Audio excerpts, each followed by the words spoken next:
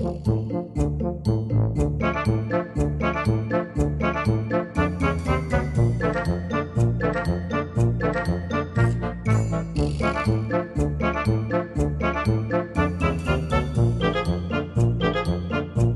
мынау не? Осылай істеуге бола ма? Үлкендер осылай жасай берсе дұрыс болатын шығар. Бізге де үйретіңізші, біз жасайық.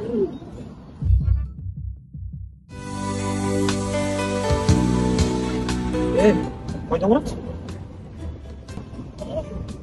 Негізі бар ғой, ыдысын жасау. Дұрыс емес.